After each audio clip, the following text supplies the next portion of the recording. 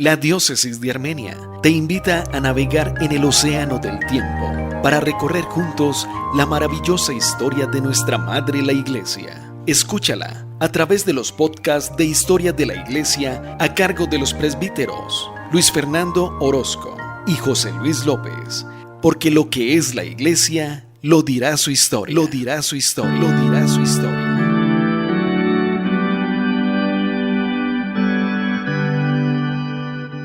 Buenas, bienvenidos una vez más a los podcasts de Historia de la Iglesia, la Diócesis de Armenia, con una nueva emisión acerca de la Iglesia antigua.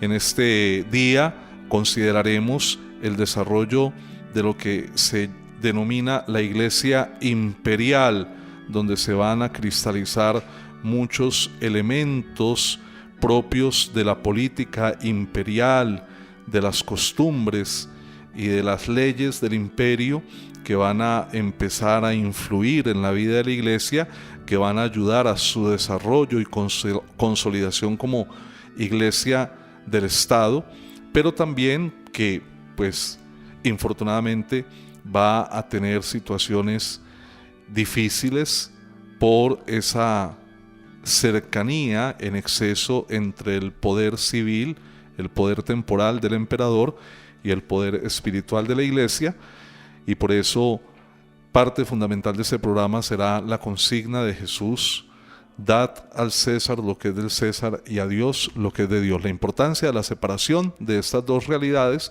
que no haya mezcla y confusión en sus propósitos y en sus tareas. Luis Fernando, buenos días, ¿cómo estás? Bienvenido. Padre José Luis, muy buenos días a usted y a todas las personas que siguen de cerca los podcasts de la Iglesia, de la historia de la Iglesia, como bien lo dice. Qué mejor introducción. Hoy hablando mucho del tema del Estado, de la política y la religión más bien, y todo lo que tiene que ver con esa relación en este propósito de expansión del cristianismo. Ese es un cóctel peligroso, dos realidades que no se deben mezclar, como la gasolina y el alcohol. La política y la religión, ambas son dignas, muy importantes, muy bellas, ambas cumplen una función en la sociedad, pero es importante que no se confundan, ni se mezclen, ni, como dice el adagio popular, se pisen las mangueras. Así es. Cada loro en su estaca, también, como dice el refrán. Bueno, en el siglo IV, estamos hablando entre el año 300 y el año 399, se va a dar una gran expansión del cristianismo dentro del Imperio Romano, esto con el apoyo de varios emperadores favorables al cristianismo, desde Constantino hasta Teodosio el Grande. Varios de ellos van a apoyar el cristianismo, excepto Juliano, el apóstata, un sobrino de Constantino que llega al poder, pero dura solo 2 años, y este sí es más bien contrario al cristianismo y toma como bandera el deseo de volver a implantar las religiones paganas, desaparecer el cristianismo, pero su reinado duró muy poco tiempo y no lo alcanzó. Padre, a lo largo de este siglo, del siglo IV, hubo 2 segmentos de la sociedad que se opusieron con ahínco a esta expansión del cristianismo. Y entonces aparece lo que es la aristocracia y los campesinos, que estaban más alejados de las ciudades. Los políticos y los intelectuales fueron especialmente reacios y pusieron mucha resistencia a la doctrina del Evangelio, porque desde los primeros siglos los cristianos habían sido considerados como una masa pobre e ignorante. Sí, hay que recordar que el cristianismo tuvo sus primeros seguidores siempre en las capas más pobres de la sociedad, entre los esclavos. El mismo Jesús no eligió como discípulos a gente de cortes, a grandes intelectuales, escogió pescadores, personas humildes fueron sus seguidores, y San Pablo va a decir que el Señor no escogió lo que es apreciado en el mundo, los sabios de este mundo, sino que escogió lo débil del mundo para manifestar su gloria. Entonces la iglesia en sus comienzos está constituida por gente sencilla, gente sin el relumbre de los sabios o de los poderosos, y por eso los grandes políticos, que eran gente muy adinerada dentro del imperio, y los grandes sabios, los grandes filósofos del paganismo, van a ver el cristianismo con un poco de desprecio, y por eso va a haber en este siglo IV todavía una resistencia de esta aristocracia. Recordemos que el nombre o el término aristocracia significa la autoridad o el poder de los mejores, ¿sí? Entonces estos que se consideran los más excelentes van a ver con recelo que una iglesia o una religión constituida por gente ignorante a los ojos de ellos, gente ignorante, gente despreciable, los esclavos, pues, ¿qué tienen que hacer o cómo llegar a ser una religión tan prestante en el corazón del imperio? Viene a mi memoria la frase, padre, que Dios no llama a los capacitados, sino que capacita a quienes llama. De alguna manera, asemejándolo a lo que acaba de mencionar. Bueno, padre, el paganismo seguía muy vivo entre los intelectuales. Era predominante entre ellos el rechazo al cristianismo y el que siguieran pues la corriente del paganismo. Pero hubo algunos obispos en las ciudades más importantes del imperio que intentaron y con gran éxito de alguna manera lograron una captación de muchos intelectuales paganos, como San Ambrosio de Milán, San Juan Crisóstomo, San Agustín en Hipona también, en el norte de África.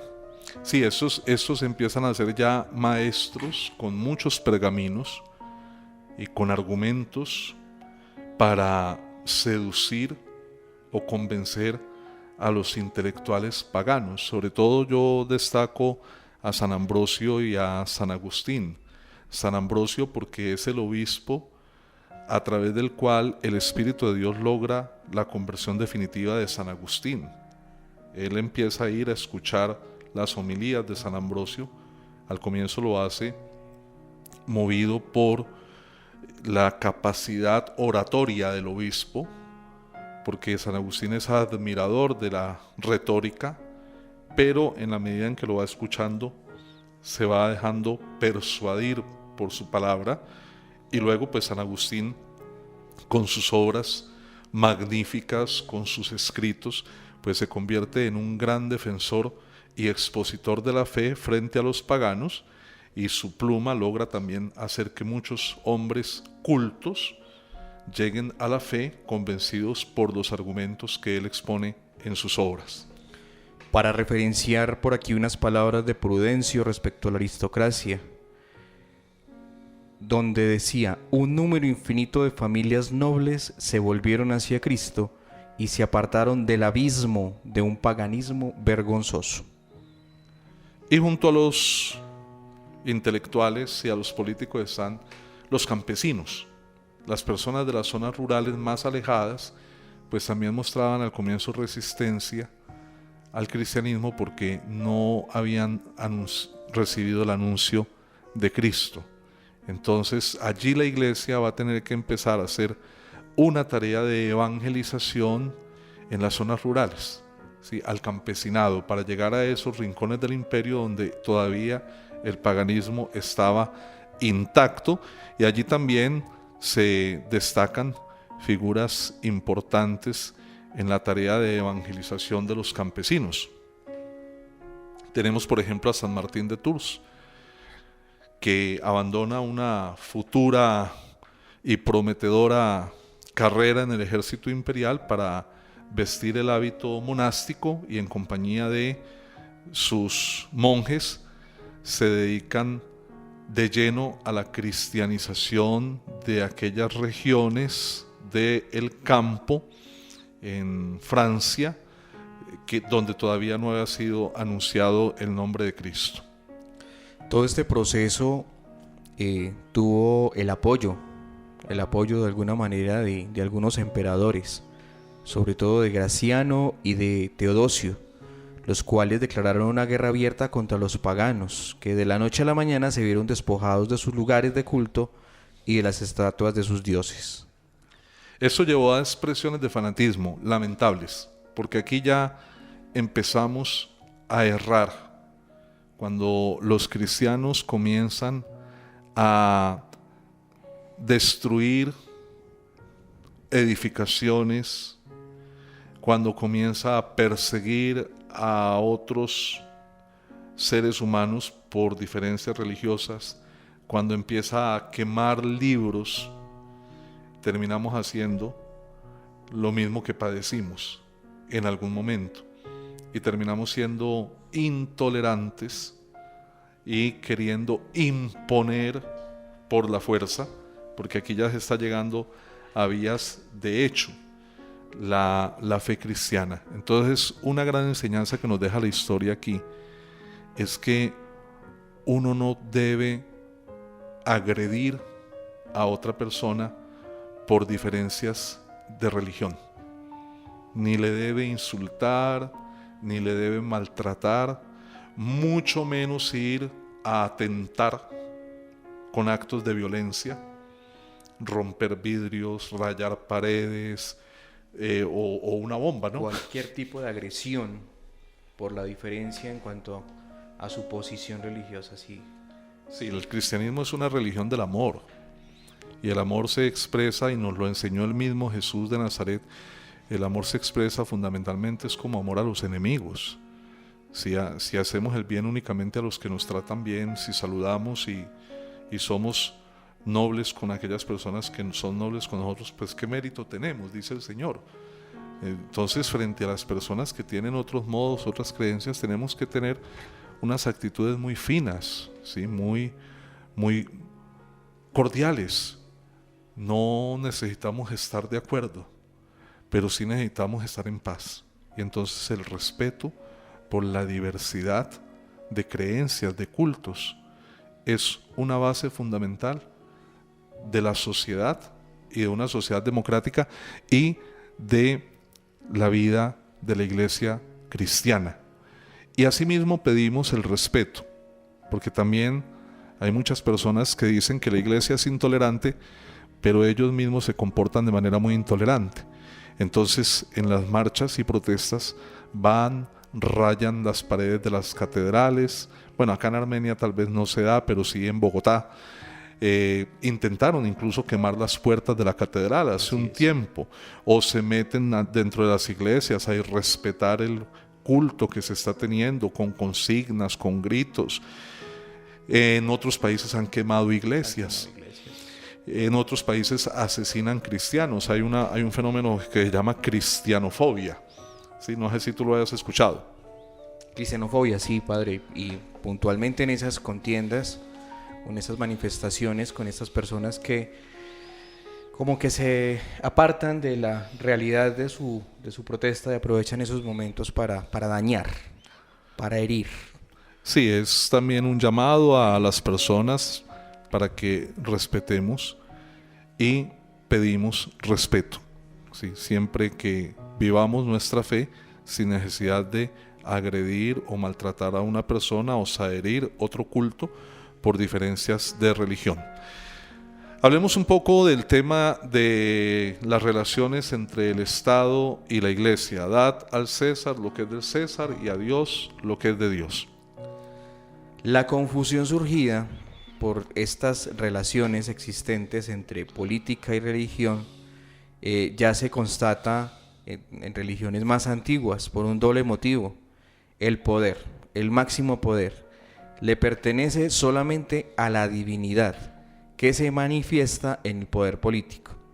De ahí entonces empezamos a hablar de lo que hemos escuchado de pronto en algunas ocasiones, lo que es la divinización del Estado. Y el culto al Estado, y quemar incienso y otras maneras de expresión religiosa hacia el Estado, como si el Estado y el emperador fuera Dios. Y justifica esto el hecho de que el Estado necesite un elemento que realice la función de integrar o de solucionar cualquier tema de desintegración de la sociedad. Y esta función se le atribuye a la Iglesia, a la religión. Es muy importante la enseñanza apostólica de lo buen ciudadano que debe ser el cristiano. San Pablo dice en la carta a los Romanos que nosotros debemos estar sometidos a la autoridad civil y cumplir con los impuestos y orar por nuestros gobernantes, porque el gobernante ha sido puesto allí por Dios, ¿sí? Como autoridad y como fuerza penal para quien obra el mal, y que el cristiano, si obra bien, no tiene por qué temer a la autoridad. A mí me parece muy importante eso, y más en un país como el nuestro, donde hay tantos enfrentamientos por razones políticas y muchas muestras de agresividad hacia los distintos representantes de las orillas políticas en este país polarizado. Encontré una vez en Instagram una imagen de una persona que lamentaba la muerte de X personaje y se preguntaba para cuándo el actual presidente de Colombia. Y yo le dije a la persona si no le parecía que estaba muy pesado el comentario. Le dije, le estás deseando la muerte, ¿sí? Y eso no viene bien en un cristiano. Yo a todo el que aconsejo frente a estos debates políticos, oren. Y yo tuve un tiempo en que era muy activo en redes con estos temas políticos, porque a mí me gusta. De hecho, mi maestría es en filosofía política. Pero me di cuenta de que primero es vano, es un ejercicio de desgaste, de debate inútil, que a veces hay personas que no saben hacerlo desde el respeto. Y segundo, fundamentalmente, que la tarea de nosotros es orar, independientemente de quién sea el presidente, de que me guste o no me guste, esté de acuerdo o no esté de acuerdo con él. Mi tarea como cristiano, si vamos a ser fieles a la palabra de Dios, es orarles, orar por ellos y obedecerles, siempre y cuando no manden algo contrario a la conciencia, ¿sí? Pero las leyes dadas por los gobernantes están para ser acatadas y obedecidas. Así es, padre. De hecho, el mismo Jesús criticó el poder político de su tiempo en una especie de protesta precisamente contra la divinización del Estado y de sus representantes, pero nunca negó el estado de autoridad específica que existía. Cada autoridad tiene sus propias exigencias que no se han de confundir entre sí, sin que ninguna de las dos esferas, religiosa y política, se sobreponga a la otra. Esa es como la invitación a reconocer en ambos lados nuestros deberes, ¿cierto? Como cristianos y como ciudadanos, y a intentar de la mejor manera cumplir a cabalidad con cada uno de ellos. El ideal del Estado es la neutralidad en temas religiosos, en temas de conciencia. Esa neutralidad fue la que se buscó establecer con el Edicto de Milán en el año 313, que era un edicto de libertad, como ya lo hemos considerado en pasados programas, donde el compromiso era que los emperadores permitirían que cada uno siga el culto que su conciencia le indique, sin perseguir ni coartar esa libertad. Pero lamentablemente en el mismo siglo IV esa neutralidad se ve rota, primero por Licinio, el cuñado de Constantino, que vuelve a iniciar con el tiempo nuevamente ataques hacia los cristianos, vuelve a perseguir a los cristianos. Y segundo, con Constantino, que empieza cada vez más a mostrar más su favoritismo, su preferencia hacia el cristianismo, hasta llegar a considerarse a sí mismo como obispo desde fuera.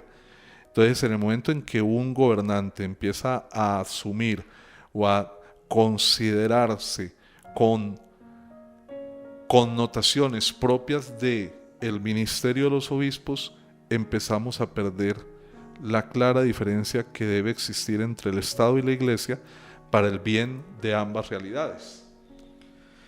Sin embargo, Constantino mostró no una imposición de autoridad sobre los asuntos internos en la Iglesia, sino de cooperación, de colaboración con ella, con los objetivos de devolver la paz a la sociedad.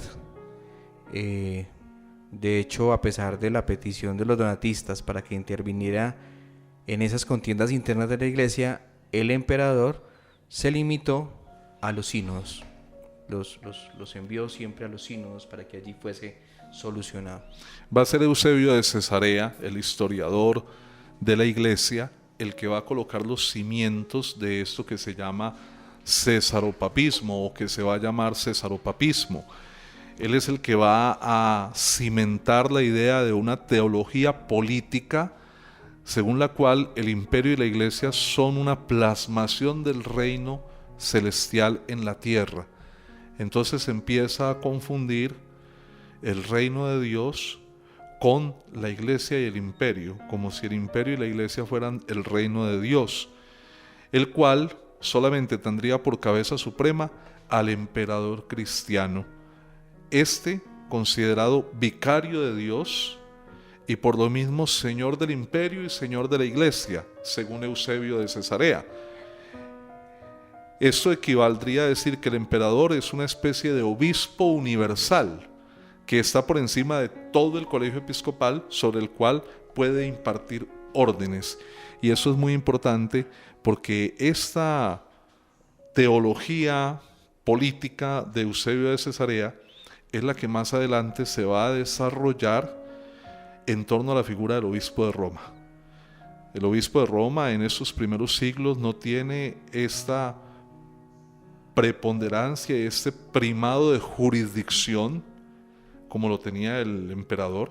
Ese tenía poder sobre todo el imperio. El obispo de Roma no tenía tal prevalencia.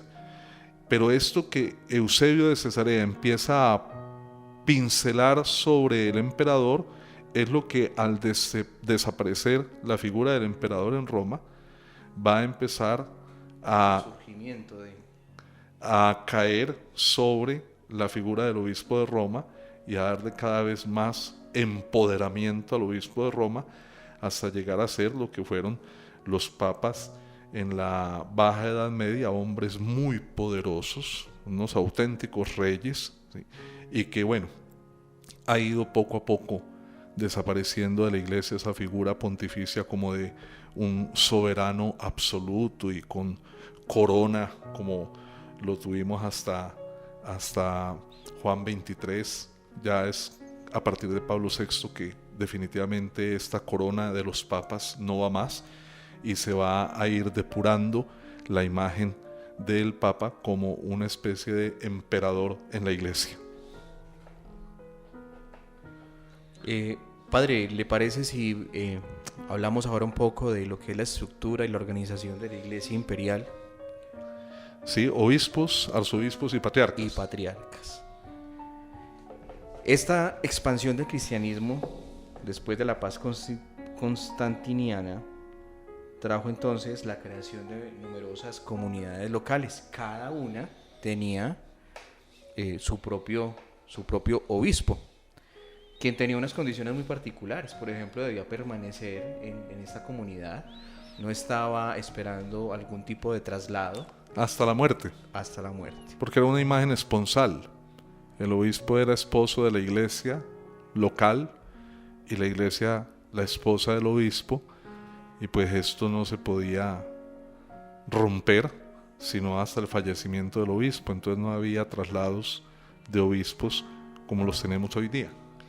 Tampoco estaba permitido que se diera a sí mismo un sucesor o se nombrase un obispo auxiliar, al estilo de lo que, por ejemplo, acaeció con San Agustín, que fue nombrado obispo auxiliar por el obispo de Hipona. A partir del siglo IV hubo regiones poco extensas pero muy pobladas que tenían un número grande de sedes episcopales, y regiones muy extensas pero poco pobladas con un número muy reducido de obispos. Entonces empezaban como a jugar, ¿cierto?, con esta cantidad de representantes de la iglesia para esa cantidad de poblaciones. Como sucedió en algún momento acá en los comienzos de América. Toda esta región antes pertenecía a el Cauca, con sede en Popayán.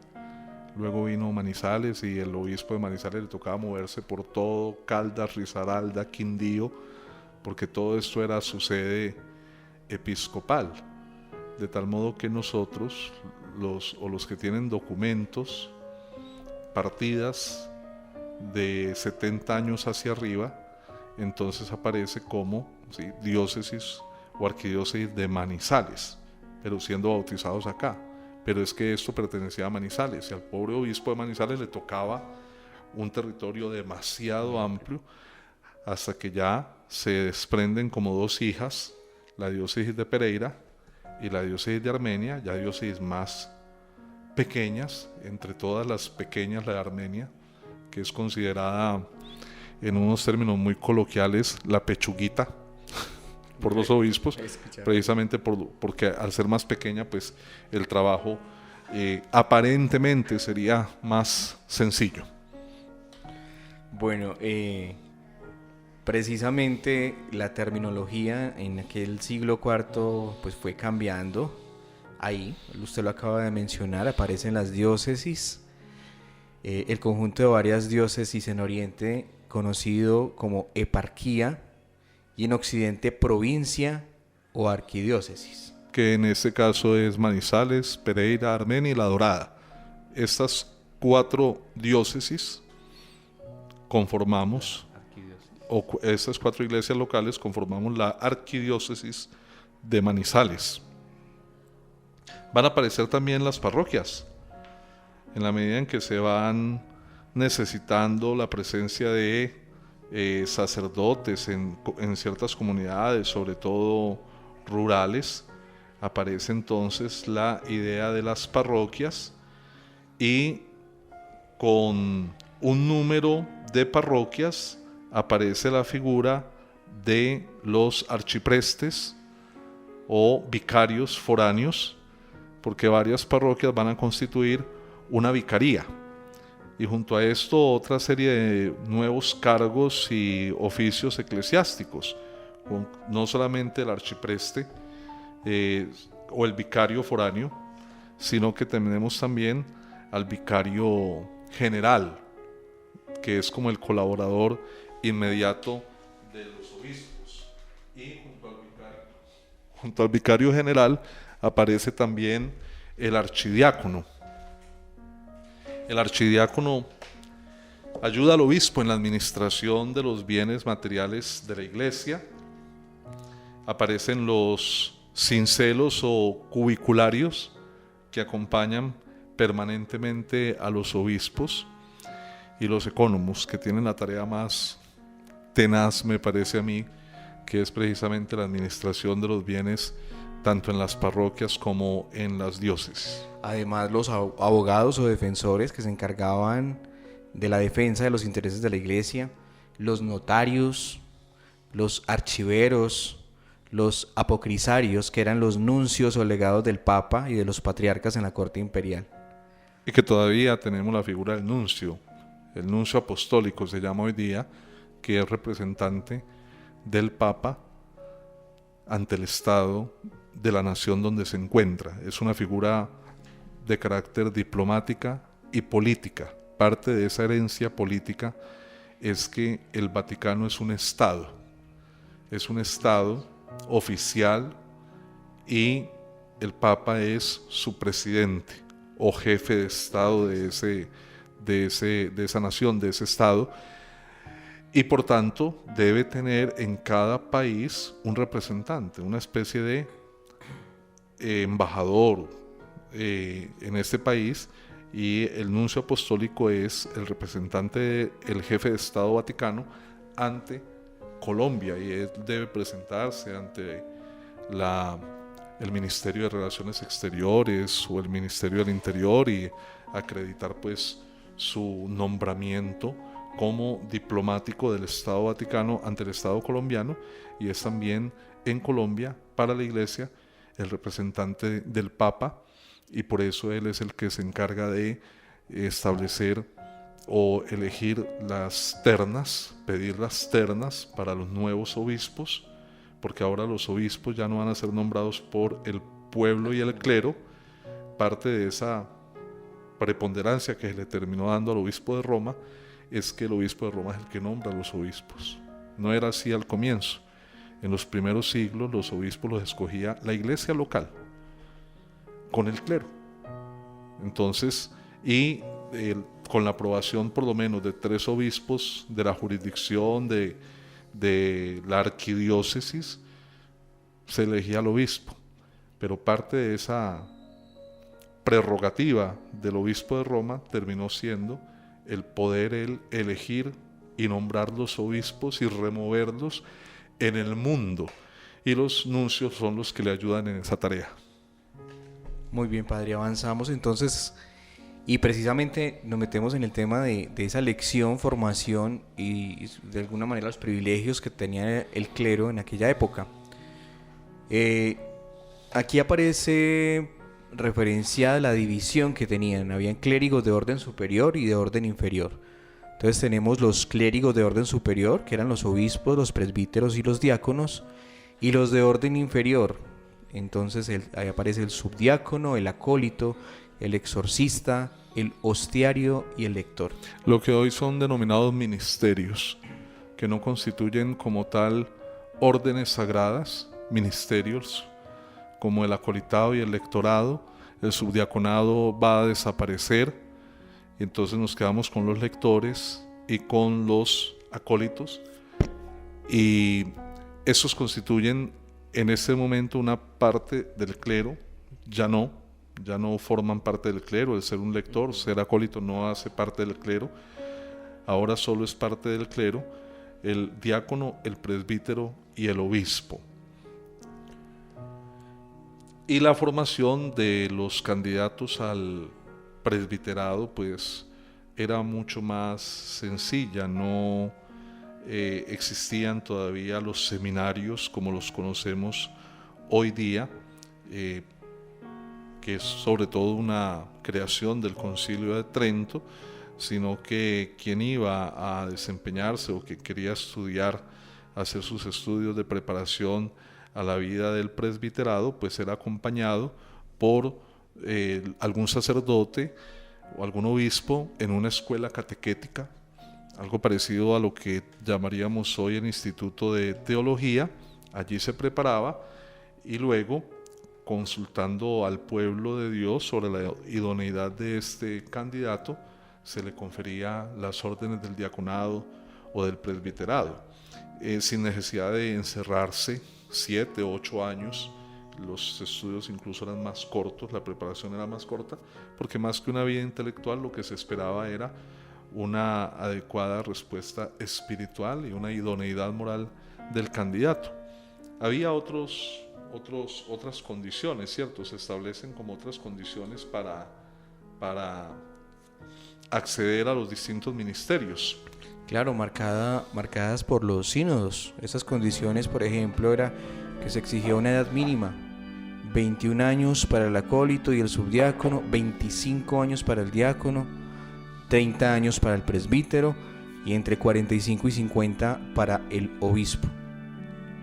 Aunque, por ejemplo, vemos que San Ambrosio fue una gran excepción, porque él fue nombrado obispo a los 24 años. Sería interesante investigar por qué se produjo la excepción. Cuando estaba preparando el tema para el programa, me llamó la atención. Dije, ¿por qué harían excepciones con San Ambrosio? Porque no fue esa la única excepción. Hicieron otra excepción porque uno de los cánones también prohibía la admisión de recién bautizados a los ministerios, a las órdenes, y San Ambrosio fue admitido a la sede episcopal o elegido para la sede episcopal siendo todavía catecúmeno. Es decir, ni siquiera había recibido el bautismo cuando lo eligieron obispo. Ahora, hay que aclarar, ser elegido no quiere decir ser consagrado, ¿sí? Porque sin estar bautizado él no podía ser obispo. Primero tenía que ser bautizado para luego poder recibir el orden sagrado del episcopado. Recibe el bautismo y lo hacen obispo de 24 años, pero aún sin haber recibido el bautismo ya lo hayan elegido obispo.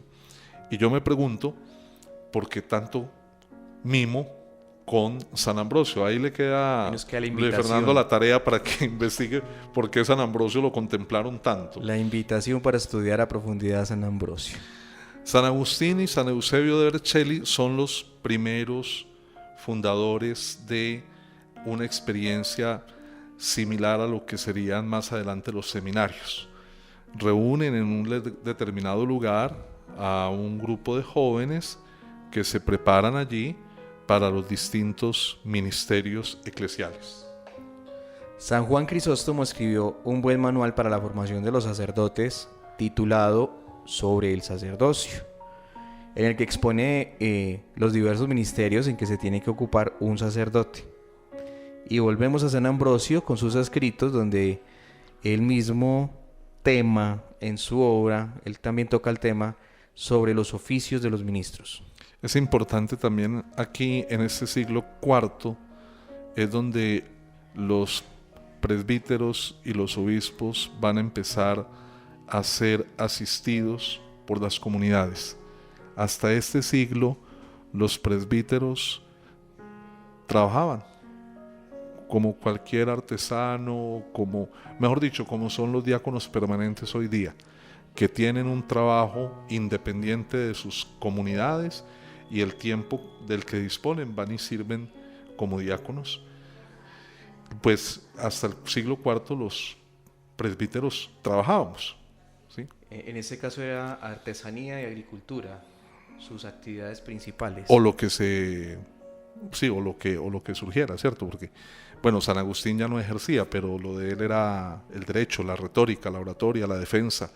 En mi caso, que me desempeño como docente en la universidad, también aplicaría. Yo tengo mi trabajo independiente de la parroquia, tengo mi trabajo como docente en la universidad y pues como párroco vivo en la parroquia y recibo una ayuda de la parroquia, pero tengo un trabajo independiente. Hay quienes solamente están dedicados a trabajar a la parroquia porque no tienen otro medio de sustento, otro trabajo. Pero en este siglo V, a medida en que las comunidades van aumentando, se hace más necesaria la presencia permanente del presbítero en las comunidades, una mayor dedicación del ministro. Entonces se va a empezar a implementar que la comunidad asuma el sustento de los ministros, y estas colectas, estas ayudas se van a dividir en 4 partes. Unas para el obispo, otras para el clero, para los pobres y para los gastos de fábrica y mantenimiento de los edificios de culto. Y hasta el sol de hoy se mantiene esa división, el aporte que se hace a los obispos, el aporte que recibimos los presbíteros, una contribución que se hace a los diáconos permanentes, pequeña, y otra para los pobres, la pastoral social, las colectas para los más necesitados y lo que a veces más gasto genera, que es el mantenimiento de salones, despachos, templos, casas curales, curia diocesana. Eso jala billete, que da miedo. Y se empiezan a dar una serie de privilegios o concesiones a los obispos, sobre todo. El propio emperador Constantino va a conceder a los obispos jurisdicción en causas civiles. Les va a convertir en jueces de causas civiles, que si me va a quitar la finca, que si no me pagó lo que me debía, y ellos van a ejercerlo de tal modo, con tanta propiedad y honestidad, que los mismos paganos van a preferir que el juez sea un obispo, porque saben que van a ir a la fija con un hombre imparcial, que no se iba a dejar sobornar, que no se iba a dejar comprar, y los jueces los civiles estaban obligados a aceptar el dictamen que diera el obispo, porque era otro juez, ¿cierto? Además de que estos trámites eran gratuitos, ¿no? Así, con los obispos eran gratuitos. Vamos a abordar un punto que causa mucho escozor, que da mucho de qué hablar, y es el tema del celibato ministerial, porque En el año 306 se va a dar por allá en España, en Elvira, un concilio regional. El concilio de Elvira es un concilio regional y donde se va a plantear la propuesta para ellos, para los de esa región, de la continencia sexual por parte de los presbíteros. No que no puedan tener esposas, sino que no tengan relaciones sexuales con sus esposas, que me parece pues más tenaz, porque entonces la señora qué, ¿cierto? Pero ahí van a estar los orígenes de lo que se va a configurar más adelante, mucho más adelante, como disciplina o como norma universal para la Iglesia Católica de Occidente, la latina. Sí, una parte de la Iglesia Católica Oriental no tiene el celibato como disciplina obligatoria. ¿Sí? Y de hecho escuchaba al Papa hablar en esos días de que allá en la Curia Romana trabaja un presbítero con él, que es católico oriental, tiene su esposa y sus hijos, porque es una disciplina, no es de institución divina, es una disciplina. En algún momento de la historia, por algunas situaciones se introdujo, que las vamos a considerar aquí un poco, y en algún momento también podría acabarse, porque al inicio de la iglesia, al comienzo, en los tiempos apostólicos, pues la cosa no era así. Claro, es que en los tiempos apostólicos la iglesia estaba muy ligada a la estructura familiar. No solo desde la perspectiva del ámbito en que se reunían los fieles para las asambleas cultuales, considerado como la iglesia doméstica, sino también por las cualidades que se exigían a los dirigentes de las comunidades. O sea, los obispos, los presbíteros, los diáconos estaban llamados a ser buenos padres de familia, o sea, unos ejemplos ante la sociedad, liderando sus núcleos familiares, gobernando bien sus casas, manteniendo bien sus hijos, de una manera perfectamente digna. Porque decían, quien sabe gobernar su casa, pues posiblemente podría gobernar la iglesia también.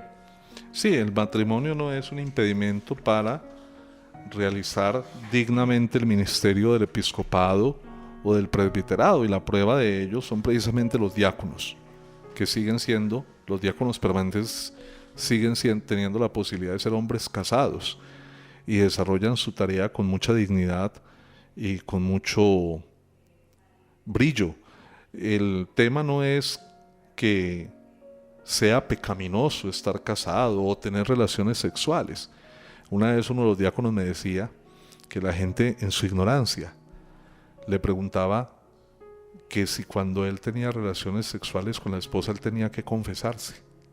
Y él decía, no, es que yo soy casado. ¿Sí? Se ha introducido en el occidente durante muchos siglos la mentalidad de que las relaciones sexuales son un pecado, o son algo impuro, o son algo sucio, ¿sí? No importa el orden en que se dé. Y eso apoyó y ayudó a fundamentar, a mi modo de ver, la idea del privilegio de la vida virginal o del celibato como algo mejor, moralmente mejor que la vida sexual en el matrimonio. Y resulta que no. Ambos son dos sacramentos ordenados al servicio y con igual dignidad, ¿sí? Entonces, lo que sí dice San Pablo, porque el tema del celibato tiene un fundamento en la carta a los Corintios, la primera carta a los Corintios, capítulo 7, San Pablo lo recomienda como algo oportuno para el que quiera servir al Señor de alma, mente y corazón, sin ninguna otra ocupación, sin nada que lo distraiga, sino solamente eso. Porque el que está casado pues tiene que ocuparse de la esposa, de los hijos, de las tareas. Podría suceder que tú me cancelaras hoy el programa porque tu esposa tiene una cita médica, entonces vas a ir a acompañarla. En cambio, en mi caso, pues soy como un poco más independiente frente a esas preocupaciones propias de un hombre casado, pero no tiene nada que ver con moral sexual. Es un tema de una independencia del corazón para poder ocuparse exclusivamente de las cosas del Señor. Pero es muy importante aclarar, San Pablo da un consejo, no es una imposición. Es solamente una recomendación. Al que lo quiera seguir, que lo siga. Bueno, en este trasegar de las comunidades, entonces vemos que se dieron dentro de este tema algunos conflictos entre el cristianismo y la vida conyugal. La literatura neotestamentaria en general mira con gran serenidad e incluso con gran benevolencia la sexualidad como realidad plenamente humana, y se muestra hostil para con algunas corrientes del pensamiento contrarias a la sexualidad, como fueron algunas sectas gnósticas contrarias al matrimonio. El encratismo. En el siglo II va a aparecer una doctrina excesivamente rigorista llamada encratismo, y ellos van a considerar que la mujer es hechura del demonio, de modo que la unión entre el hombre y la mujer en el matrimonio era considerada por estos como una obra doblemente diabólica. Y esa introducción de la mujer como un instrumento del demonio para hacer pecar fue lo que llevó a muchos a asumir el celibato como un estado de vida ideal para el hombre que iba a servir a la mesa del Señor. Algo de eso también entra allí en esa mentalidad, ¿sí? Aunque no es en ese momento el elemento determinante del mantenimiento del celibato dentro de la iglesia, pero hace parte de esos fenómenos culturales que entran allí, y también el influjo de la filosofía platónica en la idea de un desprecio por el cuerpo y de la virtud, de la castidad, de elevarse el alma hacia la contemplación de la belleza universal y no dejarnos atrapar por las bellezas sensibles. Todo eso se fue convirtiendo en un caldo de cultivo para que poco a poco, desde el año 306, en el concilio de Elvira, se fuese cada vez extendiendo más a otros sínodos regionales, hasta que finalmente en el primer concilio de Letrán, en el año 1123, se adopta la medida como de carácter obligatorio para todos los obispos y presbíteros en la Iglesia Latina. Y el Concilio de Trento va a reafirmar de manera definitiva, va a confirmar esto que a partir del siglo IV empieza a configurarse de manera provincial, solo provincial, y que no comportaba el no casarse, sino en que se abstuvieran de las relaciones los que ya eran esposos. Como si te dijéramos a ti para tu diaconado que para ordenarte debías empezar a llevar una vida de castidad con tu esposa, de no tener relaciones con tu esposa, y ella estuviera de acuerdo. Es a partir del concilio de Letrán y de Trento donde ya se va a introducir es la renuncia a formar una sociedad conyugal, que es lo que hasta el momento está vigente y que nosotros en el seminario firmamos esa promesa. Días antes de la ordenación, se hace una promesa, se firma un documento en el que renunciamos al matrimonio. Eso es el celibato, una renuncia al matrimonio. ¿Eso qué comporta? La castidad, ¿sí? Ahora, puede ser que es importante aclarar por un tema de conceptual, claridad conceptual. Puede ser que yo no sea casto, pero sigo siendo célibe, porque no he constituido un matrimonio y una familia. Entonces, que tuve una situación, un episodio de falta de castidad en mi vida, eso no hace o no implica que no sea célibe, porque simplemente he renunciado a tener un matrimonio, una esposa, unos hijos, que es lo que comporta el celibato. Ahora, si eso llamado celibato, pues por derivación se me invita a que cultive la virtud de la castidad. Muy bien, padre. Avanzamos entonces con el tema de la liturgia y la vida cristiana en el desarrollo de este siglo IV, donde vamos a ver cómo desde allí se empieza a ver, principalmente pues en Occidente, la liturgia que hoy en día es administrada en la iglesia. Una uniformidad, porque al comienzo era más espontáneo, estaba más a la iniciativa o creatividad del presidente de cada asamblea, pero a partir del siglo IV se va organizando la iglesia de tal manera que busca cada vez más una uniformidad dentro de determinados ámbitos geográficos, y de esa manera se crean las diferentes liturgias. De modo que, que cada iglesia, tenía pues su propia liturgia. Jerusalén, la liturgia de Santiago, Antioquía, la liturgia de San Clemente, bueno, entre otras. Hablemos, padre, un poco en Occidente, donde ya prevalece la romana, la que era la de liturgia Roma, romana. ¿cierto? Nosotros tenemos, y por eso el misal se llama misal romano. romano, y es la misma estructura y la misma celebración en cualquiera de las iglesias de Occidente. Si tú vas a una misa de rito católico romano, vas a encontrar en el mismo día las mismas fiestas y las mismas lecturas y las mismas oraciones eucológicas. Todo va a estar uniformado en torno a la liturgia romana.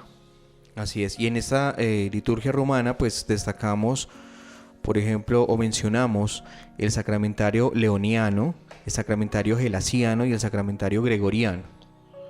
Y a partir del siglo IV la liturgia va a experimentar un notable desarrollo. Se van a aumentar las fiestas, se empiezan a distinguir claramente los tiempos litúrgicos y se crean expresiones litúrgicas de acuerdo con los nuevos dogmas trinitarios, cristológicos y neumatológicos. Van a introducirse nuevas fiestas que destacan la divinidad de Cristo. Se va a crear el ciclo de la Navidad y el ciclo de la Pascua. Se va a introducir en las Galias, en el calendario litúrgico, el tiempo de Adviento. Ya en el siglo V va a introducirse el tiempo de Adviento como preparación a la Navidad, porque en el siglo IV se organiza lo de la fiesta de Navidad, que tiene que ver con la fiesta pagana del dios Sol entre el 24 y el 25 de diciembre. Era una fiesta romana, pagana al dios Sol, y que el cristianismo incultura en esa festividad una fiesta cristiana. Entonces surge la fiesta de la Navidad, del nacimiento del Señor, que los evangelios no nos dan ningún signo para saber una fecha concreta. El hecho de que lo celebremos el 25 de diciembre es una herencia del paganismo. Y luego en el siglo V en las Galias se empieza a introducir la preparación del tiempo fuerte de Adviento en preparación espiritual a la fiesta de la Navidad. También empezamos a hablar de las fiestas de la Virgen María durante este siglo IV. La primera fiesta mariana de la que se tiene noticia fue la Purificación. En el siglo siguiente en Jerusalén luego aparece entonces la fiesta de la Asunción o Dormición. En el Asia Menor se introdujo la fiesta de la Anunciación solo hasta el siglo VI. Y sí que tenemos fiestas marianas. La iglesia latina es muy mariana. La oriental tiende a ser más neumatológica, tiende a exaltar más la figura del Espíritu Santo. Entre nosotros la Virgen María tiene una especialísima acogida. Nada más mirar las letanías del Santísimo y hay como 5 o 6 dedicadas a la Virgen María. ¿Sí? Exactamente. Bueno, y también se da un incremento en la veneración y el culto de los santos, empezando por los mártires, porque después de la paz constantiniana, pues se puede rendir culto a los mártires con mayor libertad. Se empieza a introducir la práctica de colocar sus reliquias en los altares. Entonces los altares tienen en el centro una pequeña cavidad que se tapa luego con una piedra y allí se coloca un mechón de su cabello o una astillita de hueso o un pedacito de su vestido, y es lo que se considera las reliquias de ese santo para la veneración del pueblo de Dios y la invitación a seguir su ejemplo heroico. También aparecen en siglo V ya un poquito las fiestas de San Juan Bautista, nacimiento y martirio, juntamente con la del protomártir San Esteban. Y en Roma se celebraba con anterioridad la fiesta de San Pedro y San Pablo, que también es muy importante para nosotros, que en el siglo V se extendió a la iglesia oriental. Y se empieza a dar una evolución de la liturgia sacramental. El bautismo, que antes se suministraba solamente en la vigilia pascual, ahora también a partir del siglo IV se va a conferir en las vigilias de Navidad, de la Epifanía, se van a construir grandes bautisterios para celebrar el bautismo por inmersión, y a partir del siglo V se va a generalizar la praxis del bautismo de los recién nacidos. Y lamentablemente aquí, al tiempo que se gana en poder transmitir al niño la gracia desde su nacimiento, pero se va a perder porque hay un declive de la experiencia del catecumenado. Ya la preparación al bautismo no va a ser con tal rigor como se dio en los primeros siglos, sino que pues se va a relajar, ¿sí? Y yo considero que es una pérdida el catecumenado en la iglesia, porque hoy día ese cursillo que uno trata con muy buena voluntad de 1 hora, 2 horas enseñar, pero la gente está metida en otro ambiente y la gente recibe el bautismo y a veces ni se quedan en la Eucaristía. Si uno no les pide, les advierte, a veces termina el bautismo y se van, no están en la Eucaristía. Así es, padre. El sacramento de la confirmación se separa del bautismo. La confirmación se separó del bautismo cuando este empezó a ser administrado por simples sacerdotes. La confirmación era en Occidente administrada solamente por el obispo. En cambio, en Oriente podían administrarla también los sacerdotes, pero siempre teniendo el crisma consagrado por el obispo. Y tenemos la Eucaristía, que aquí es importante hacer unas consideraciones importantes.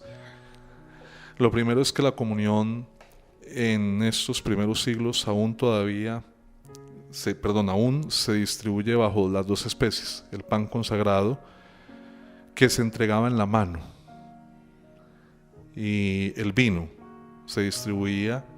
era distribuido por un diácono con una copa. En años 535-536 el Papa Agapito empieza la costumbre de introducir el pan consagrado directamente en la boca de los fieles. 535. Pero va a ser solo hasta el año 1000, en la Edad Media, donde se va a generalizar la costumbre de recibirla en la boca. Quiere decir que hasta el siglo VI, los primeros 550 años de la iglesia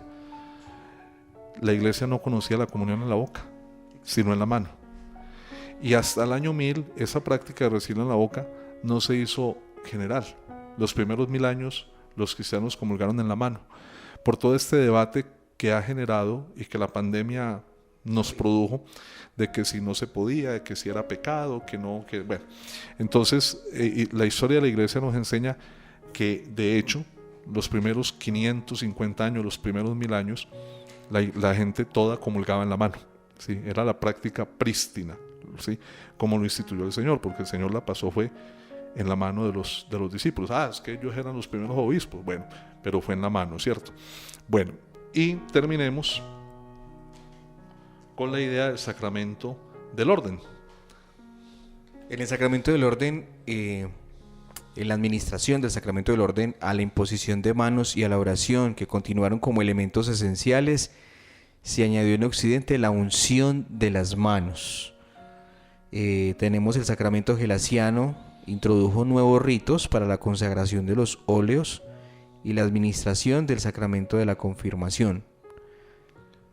Y la penitencia pública, la praxis de la confesión, inicialmente no era privada, ni era auricular, era pública. Se va a ir dando la transformación, se va a ir suprimiendo. El patriarca de Constantinopla, Nectario, suprime la confesión pública por un escándalo que generó cierta confesión pública de una matrona ya en Oriente, Y luego también en Occidente, el Papa León Magno, hacia el año 466, va a suprimir la confesión pública, pero va a permanecer la práctica de la penitencia pública, que se recibía una sola vez en la vida y que va a permanecer hasta bien entrada la Edad Media. La práctica de la confesión privada y la penitencia privada va a provenir de unos monjes irlandeses. Es en Irlanda donde se va a empezar a practicar esto de padre, confiéseme allí en este rinconcito, y se van los dos a solas a hablar, y la penitencia también es privada. Nadie en la iglesia, nadie más en la iglesia lo sabe, a menos que uno cuente que me pusieron tal penitencia, pero eso nadie lo sabe porque ya no es pública, es privada.